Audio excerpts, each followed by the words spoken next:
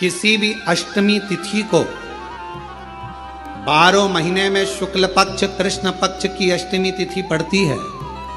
यदि किसी भी अष्टमी तिथि को अगर किसी ने नियम बनाया 5 अष्टमी का, 8 अष्टमी का, 7 अष्टमी का, एक कनेर का पुष्प शिवजी के शिवलिंग को समर्पित करना, अशोक सुंदरी के स्पर्श करना, और जो जलाधारी होती है, जैसे ये शिवलिंग है, ये जलाधारी है, तो पहले शिवलिंग पर स्पर्श, फिर अशोक सुंदरी का स्पर्श, फिर जलाधारी पर कनेर का पुष्प शिव जी की ओर मुख कर कर, अर्थात जैसे मानो ये कनेर का पुष्प है, तो ऐसा शिवलिंग का स्पर्श करते हुए जलाधारी पर जो समर्पित करता है, भगवान शंकर उसके मन की कामना को पूर्ण जरूर करते हैं। एक कनेर का पुष्प। जैसे लक्ष्मी पूजन में 2 चीजों का होना जरूरी होता है। पहले नंबर पर कमलगट्टा या कमल का फूल, और दूसरे नंबर पर है कुंकू और हल्दी। लक्ष्मी पूजन में 2 चीजों का होना जरूरी है, कमलगट्टा या कमल का फूल, कुंकू या हल्दी।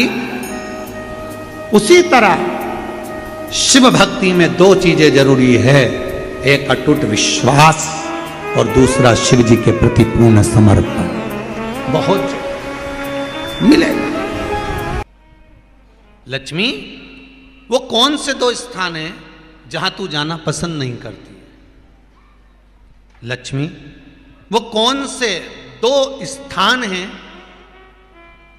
जो व्यक्ति धारण करता है तो उस व्यक्ति के पास में से 2 साल में, 4 साल में, 6 साल में, 8 साल में तो रुष्ट होकर चली जाती है? वो स्थान कौन से हैं? तो 2 स्थान माता लक्ष्मी ने बताए हैं। पहला, फूटे हुए बर्तन में भोजन करना। कौन से बर्तन में? जम के बोलिए जरा। जो टूटा बर्तन होता है, खंडित बर्तन होता है, फूटा हुआ बर्तन होता है, कहीं गिलास की किनोर टूट गई है, कहीं कटोरी की किनोर टूट गई है, कहीं थाली की किनोर टूट गई है, और तुम कहीं प्लेट की किनोर टूट गई है और तुम उसमें भोजन कर रहे हो, तो टूटे हुए बर्तन में भोजन करने वाले के पास में लक्ष्मी छिन्न हो जाती है, उसका भाग्य भी फूटे हुए बर्तन की तरह हो जाता है। ये लक्ष्मी का। और दूसरा, फटे हुए वस्त्र धारण करने वाले का भाग्य भी फटे हुए वस्त्र की तरह, जैसे फटा हुआ कपड़े का रेसा रेसा निकलता है, उसी तरह फटे हुए वस्त्र धारण करने वाले के भी जिंदगी में परिश्रम का रेशा निकलता रहता है, पर उसको सुख का भान नहीं होता। आज के जमाने में ये फटे हुए कपड़ों का फैशन आ गया, ये बड़ा दुख की घड़ी है।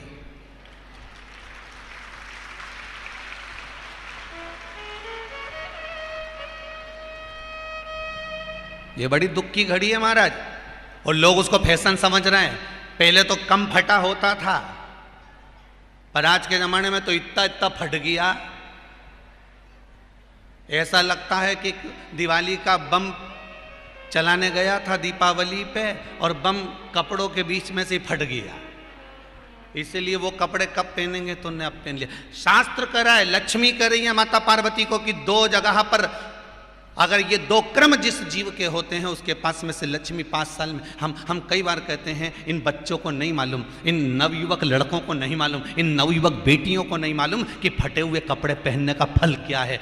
आज नहीं, विवाह कर कर जब जाएगी तो मायके से जब ससुराल जाएगी, तूने कुंवारी अवस्था में तो खूब फटे हुए कपड़े पहन लिया ने, मम्मी मैं तो जीन्स लूंगी ने, ये लूंगी, तू तो खूब फटे हुए पहन, पर वहां जब जाएगी तब मालूम पड़ेगा कि रोना किसको कहते हैं। आज तो पहन लो, वो उसी में की बात है। कल वाली बात याद कर लो, अभी खाओगे तो कुछ दिन के बाद ब्लड बनेगा, और ब्लड बनेगा तब जाके ये शरीर में दौड़ेगा। आज की आज तुमने रोटी खाई तो क्या आज की आज ब्लड बन गया? जम के तो बोलो रे खरगोन वालो, नहीं बनाना।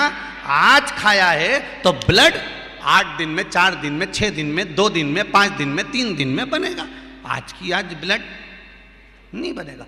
आज खाया तो 2 दिन में ब्लड तैयार होकर तुम्हारे शरीर में दौड़ेगा, शरीर में दौड़ेगा तो तुम्हारा शरीर भी चलेगा। उसी तरह तुमने अगर युवानी अवस्था में, कुंवारी अवस्था में ये फटे हुए कपड़े पहने हैं, तो जब तुम्हारी अवस्था बढ़ेगी ना, आज नहीं रोना पड़ रहा। आज के जमाने में तो फैशन है साहब, फैशन है तो आज पहन ले, बाद में रो ले, रो बाद में बैठ। नहीं, ताली बजाने से कुछ नहीं होगा री जीजियो,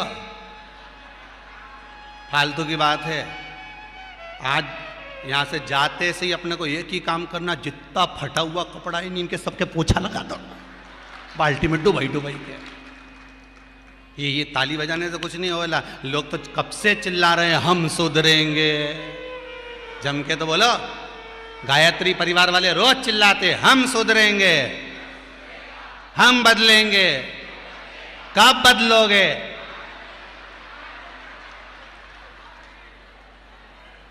जबरदस्ती का चिल्लाता फिरो हम बदलेंगे, हम बदलेंगे। काहे के बदले? तुमसे ज्यादा तो मेहंदी बदल गई, यहां थी।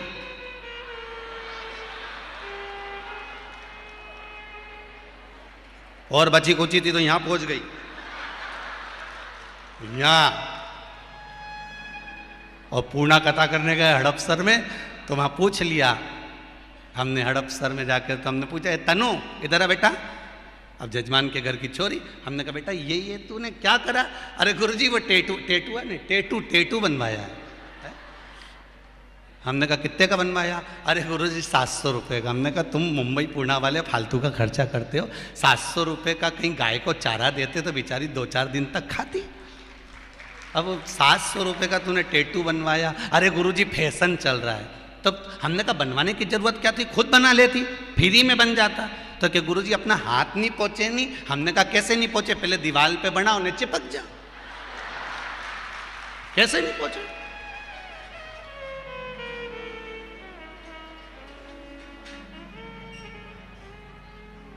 हम सुधरेंगे। अच्छे से तो अब तो तुम एक बार भी नहीं बोले। डाउन। हम सुधरेंगे, हम बदलेंगे। बस तो फिर आज बिल्कुल एकदम कि अब कुछ भी हो जाए, ये कितनी भी महंगी जीन्स हो पर फटी हुई नहीं पहनने दूंगी तो नहीं पहनने दूंगी, चाहे कुछ भी हो जाए। हम इतने अच्छे घर के लोग और ये फटा हुआ कपड़ा पहनेंगे? ये नंग से फट रही। और गजब की तो गजब की, अभी दिवाली पे फैशन देखा, एक का तो पूरा पांव गायब हो गया, एक ही था। राम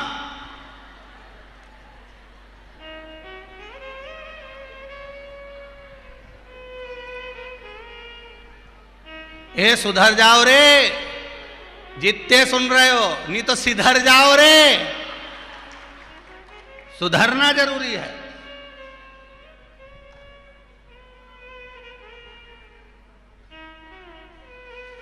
फटे हुए वस्त्र भी धारण नहीं करना। घर की बेटियां, घर के लोग ऐसे कपड़े पहने, ये श्रेष्ठता नहीं है महाराज। थोड़ा सुधार। कहा शरीर को भोगना था, फिर मनुष्य क्यों ये जीव आत्मा क्यों भोग रहे? क्योंकि जीवात्मा मरती नहीं।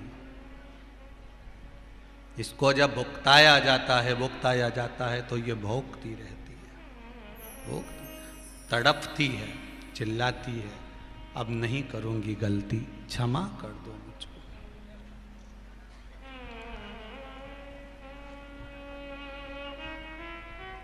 बहुत कहते।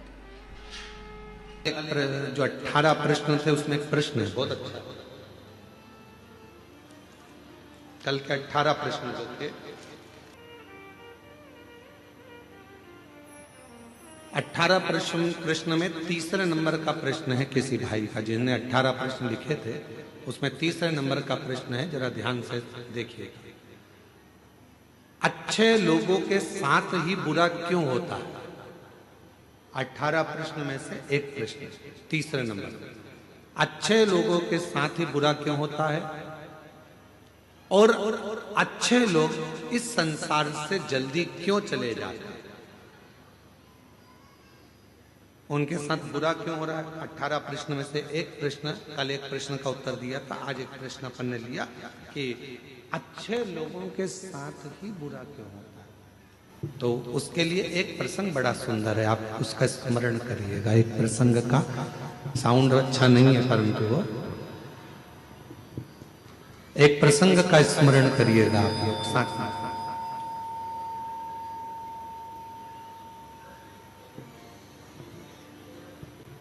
एक बार भगवान नारायण और देवऋषि नारद दोनों भ्रमण करने के लिए चले। दोनों घूमने के लिए पृथ्वी पर आ गए और भ्रमण कर रहे थे मृत्युलोक में। घूमते घूमते घूमते घूमते एक सेठ जी के दरवाजे पर, और सेठ जी के दरवाजे पर दोनों ने ब्राह्मण का रूप रखा, और ब्राह्मण का रूप रखकर देवऋषि नारद जी ने भगवान विष्णु जी से कहा कि मुझे बहुत तेज प्यास लग रही है, प्रभु चलो, बहुत पानी पीने का मन कर रहा है, चलो कहीं चलते हैं। भगवान नारायण ने कहा कि सामने एक सेठ जी का घर है, चलो अपन वहां चलते हैं। चलिए वहां पहुंच चलते हैं। और सेठ जी के घर पर चले गए और सेठ जी के दरवाजे पर जाकर उन्होंने आवाज लगाई, भैया कोई है क्या? भगवान विष्णु और देवऋषि नारद दोनों ने आवाज लगाई, भैया कोई है क्या, भैया कोई है क्या? दरवाजा सेठ जी ने खोला और खोलने के बाद पूछा, तुम कौन हो? तो देवऋषि नारद और भगवान नारायण दोनों कह दिए, भैया हम तो पथिक हैं, यहाँ भ्रमण करते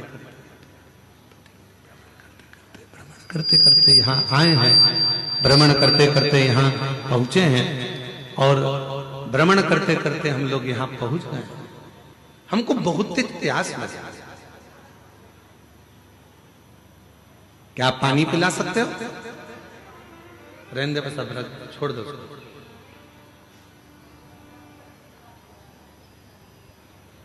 क्या आप हमें पानी पिला सकते हो? और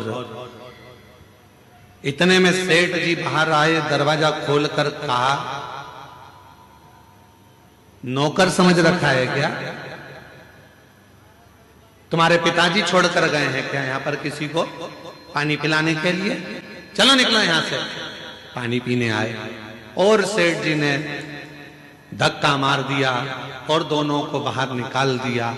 देवऋषि नारद ने भगवान विष्णु से कहा, इसको धन का अहंकार बहुत ज्यादा, श्राप दे दो इसको कि पूरा बर्बाद हो जाए।